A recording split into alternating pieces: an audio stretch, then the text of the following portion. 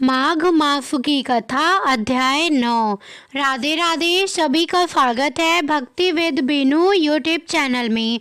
आज सुनेंगे माघ मास की कथा अध्याय 9। आइए सुनते हैं। यमदूत कहने लगे, मध्याह्न के समय आया अतिथि मूर्ख पंडित, वेद पाठी या पापी कोई भी हो, ब्रह्म के समान है। जो रात्रि के थके हुए भूखे ब्राह्मण को अन्न जल देता है, मध्याह्न के समय जिसके घर आता हुआ अतिथि निराश नहीं जाता, वह स्वर्ग का वासी होता है। अतिथि बराबर कोई धन संपत्ति तथा हित नहीं है। बहुत से राजा और मुनि अतिथि सत्कार से ब्रह्म लोक को प्राप्त हुए हैं। जो एक समय आलस्य से भी अतिथि को भोजन करा दे, वह यमद्वार नहीं देखता। केसरी ध्वज से वैवस्वत देव ने कहा था कि जो कोई इस कर्म भूमि मृत्यु लोक से स्वर्ग लोक जाने की इच्छा रखता हो, वह अन्न का दान करे। दूत कहता है कि यमराज कहते हैं, अन्न के बराबर दूसरा और कोई दान नहीं है।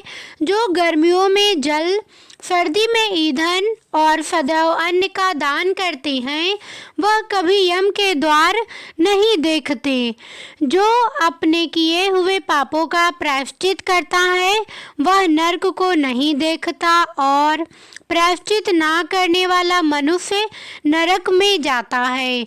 जो काया वाचा और मन से किए हुए पापों का प्रायश्चित करता है, वह देव और गंधर्वों से शोभित स्वर्ग लोक को प्राप्त होता है। जो नित्य ही व्रत तप तीर्थ करते हैं और जितेंद्रिय हैं, वह भयंकर यम को नहीं देखते हैं। नित्य धर्म करने वाला दूसरे का अन्न, भोजन और दान त्याग दे।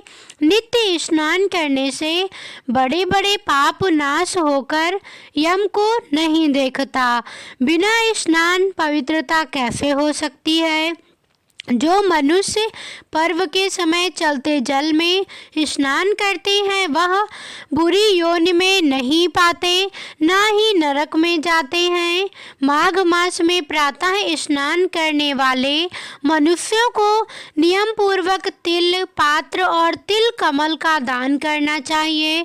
यमदूत कहते हैं कि हे विकुंडल, पृथ्वी, सोना, गौ आदि परम दान करने वाला स्वर्ग से नहीं लौटता।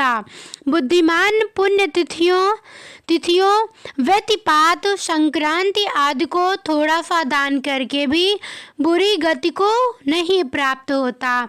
सत्यवादी, मौन रहने वाला, मीठा बोलने वाला, क्षमाशील, नीतिवान, किसी की निंदा न करने वाला, सब प्राणियों पर दया करने वाला, पराये धन को तृण के समान समझने वाला मनुष्य कभी नरक को नहीं भोगता।